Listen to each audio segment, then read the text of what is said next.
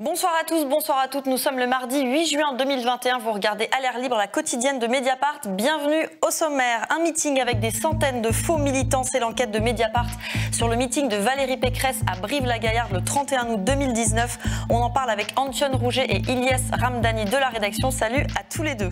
Notre invité est le député du Pas-de-Calais, Pierre-Henri Dumont. Il a 33 ans, il est républicain et il va peut-être nous expliquer où va son parti. On a du mal à comprendre entre tentation macroniste et attraction pour le RN. La répression contre les opposants politiques en Égypte. Parmi eux, l'activiste des droits de l'homme Rami Chahat. Ce soir, dans À l'air libre, le combat de son épouse que Mathieu Magnodex a rencontré.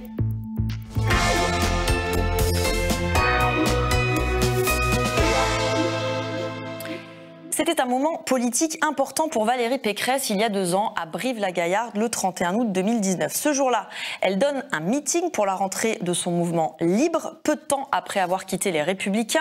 Antoine, Ilyes, vous avez enquêté sur les coulisses, la vraie histoire de ce meeting avec Sébastien Bourdon. Pour cet événement, l'enjeu, c'était le nombre. On a retrouvé des archives. Quel bonheur! Quel bonheur de nous retrouver ici, 2 fois plus nombreux que l'année dernière, venus de toute la France, de métropole comme d'outre-mer. Il fallait que la photo soit belle, et le storytelling millimétré. Valérie Pécresse en rassembleuse du peuple de droite. On est de plus en plus nombreux. Donc là, vous êtes 1500. Si aujourd'hui vous cherchez des militants de droite, c'est ici que ça se passe. Vous voyez bien que ça change par rapport à ce qu'on peut voir d'habitude. Ça change parce que c'est toute la France qui est représentée ici. Eh bien, vous voyez bien que Valérie Pécresse arrive à rassembler. Donc 1500 militants venus de toute la France, pendant qu'au même moment, à la Baule, les Républicains étaient péniblement à 400.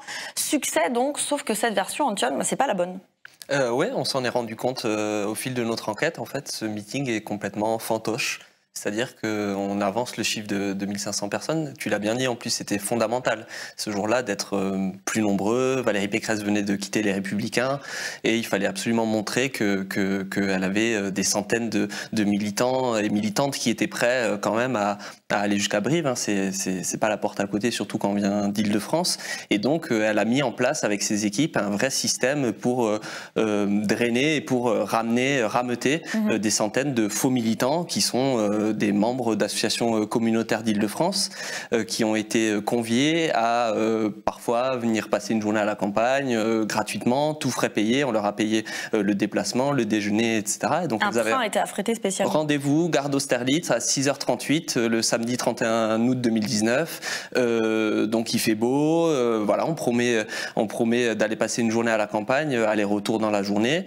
Et les personnes donc arrivent sur le quai de la gare d'Austerlitz. Il y a un train qui est spécialement affrété ce jour-là, et les associations rentrent wagon par wagon, et il y a même des centaines de personnes qui restent sur le quai parce qu'il n'y a plus de place dans le train, parce qu'on a diffusé l'information tellement largement que voilà, l'enjeu c'était vraiment de remplir le train, et puis on verra ensuite s'il y avait suffisamment de place ou pas. Alors ensuite, donc, vous avez contacté ces supposés militants qui n'en sont pas. On écoute ce qu'ils vous ont répondu. J'ai jamais soutenu Valérie Pécresse. Qu'est-ce qui vous fait dire que j'ai... De ce que j'ai vu, c'était plus une sortie de groupe, hein, histoire de s'aérer. Vous êtes un soutien de Madame Valérie Pécresse? Non. Et c'était très très coloré dans le train. Chaque wagon, on avait l'impression d'être dans un continent différent. Donc franchement, j'étais dans le wagon, j'étais choqué. Je me dis, mais attends, je suis où? Là, je rentre, c'était l'ONU, le truc. Il y avait que des Chinois, après que des Africains, que des Antillais, plein de Maghrébins. Alors, ces personnes sont des membres d'associations qui sont basées en Île-de-France. Quels sont les liens entre ces associations et la région? Donc, il y a un personnage central dans l'organisation du meeting, on l'a vu tout à l'heure à l'écran, qui est Patrick Caram, vice-président de la région Île-de-France. Il est en charge notamment du portefeuille des associations et des subventions. Donc c'est quelqu'un de très puissant, qui a un réseau associatif bien avant la région Île-de-France, hein, depuis des décennies. Et donc c'est lui vraiment l'acteur principal de l'organisation du meeting, et c'est lui qui va promettre à Valérie Pécresse de ramener des centaines de sympathisants ou faux militants à son meeting. Donc il est passé par des associations associations communautaires d'Île-de-France. On a le parti panafricain, par exemple, qui est, voilà, on ignorait jusqu'au meeting de Brive-la-Gaillarde qu'il y avait une alliance objective entre Valérie Pécresse et les idées du parti panafricain. On a aussi l'Union des Serbes de France, par exemple. Et dans ce cas précis, c'est assez intéressant, on l'a vu aussi pour d'autres associations, c'est que l'Union des Serbes de France, elle est financée et subventionnée avec de l'argent public par la région Île-de-France, présidée par Valérie Pécresse, dont Patrick Caram est le vice-président. L'Union des Serbes de France n'avait pas de subvention de la région Île-de-France avant l'élection de Valérie Pécresse. Et en 2015, 2016, 2017, 2018 et 2019, cette association touche 15 000 euros par an de la région. Et ensuite, donc le président de l'Union des Serbes de France mobilise plusieurs de ses militants pour aller à Brive-la-Gaillarde. Et d'ailleurs, on voit que le mélange des genres est absolu, y compris dans sa tête, parce que il y a un post Facebook du jour où on voit que l'Union des Serbes de France présente son déplacement comme un partenariat entre l'association et la région, ce qui n'a évidemment rien à voir avec Libre. Et donc dans l'enquête qu'on peut lire sur Mediapart, les associations qui ont des subventions et qui avaient de présence à ce meeting sont détaillées. Je vous invite à aller la lire. Alors on est allé poser nos questions sur ces faux militants à Valérie Pécresse lors d'un déplacement de campagne en Essonne vendredi. Valérie Pécresse, une petite question au sujet vous vous souvenez votre meeting de Brive-la-Gaillarde pour lancer Libre. C'était un meeting le 31 août 2019. Il y avait 1500 personnes, vous étiez même assez fiers dans votre équipe. Ouais, 2000. Comment vous expliquez qu'il y a eu des centaines de personnes qui venaient sans savoir qu'elles venaient vous voir ?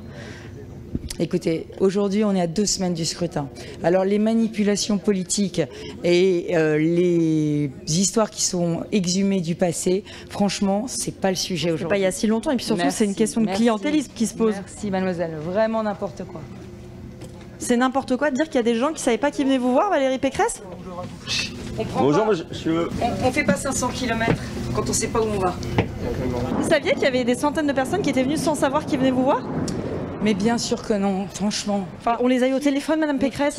Qui prend le train, fait 5 heures de train pour aller quelque part sans savoir où ils vont? Franchement, je vous savais qu'ils allaient à Brive-la-Gaillarde, mais pas vous voir. Cette polémique est juste totalement stérile. Et elle serait plus crédible, vous voyez, cette polémique, si elle n'était pas générée à 15 jours d'une élection, franchement. Mais la question du clientélisme, vous en avez fait un axe de campagne, Madame Pécresse ? Il n'y a aucun lien entre la région et ma formation politique, absolument aucun. Ilyes, Valérie Pécresse nous dit que c'est n'importe quoi tout ça. Une réaction?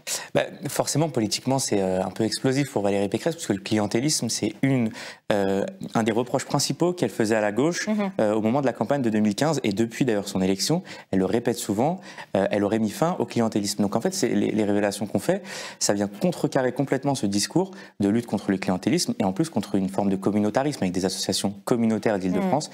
Donc c'est pour ça qu'il y a cet embarras de Valérie Pécresse. Oui, c'est aussi un de ces axes politiques de dire on lutte contre le communautarisme en République. Exactement. Est-ce que Libre et Patrick Caram ont répondu à vos questions en direct? Oui, bien sûr, on les a sollicités comme absolument tous les acteurs. On a passé des dizaines de coups de fil. Et donc oui, c'est qu'un extrait ce qu'on voit là. Tout à fait. Donc on a eu Patrick Caram et Libre. On a des échanges écrits avec eux. Et donc la position est absolument identique à celle de Valérie Pécresse. C'est de dire que c'est totalement étanche.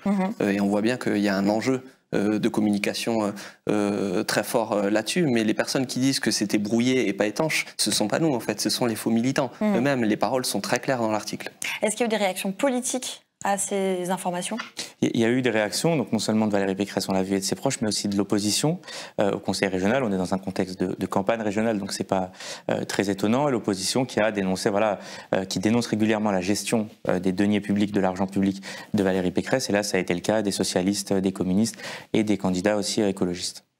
Je crois qu'il y a un enjeu aussi, moi, dans l'entourage de Valérie Pécresse depuis dimanche, qui est vraiment que cette affaire en fait n'explose pas plus en fait. On a vu, il y a eu beaucoup de sujets d'actualité aussi depuis dimanche, et donc l'enjeu vraiment là, c'est de laisser le sujet un peu refroidir. Il y a un contexte électoral extrêmement important, pour une échéance extrêmement importante pour elle, et on sait que ce genre d'affaire peut provoquer des dégâts absolument immenses. Il y a un précédent qui était sous Michel Rocard, son ministre du Tourisme qui était Olivier Stiernes et qui a dû démissionner. Il a fini par démissionner du gouvernement parce qu'il avait, lui, rémunéré des faux militants dans des colloques en les faisant passer pour des sympathisants. Donc il y a cette volonté très claire dans l'entourage de Valérie Pécresse que cette affaire reste sous les radars pour l'instant. Merci Antion. Ilyes, tu restes avec moi. On va justement demander à notre invité ce qu'il en pense. Il s'appelle Pierre-Henri Dumont. Il a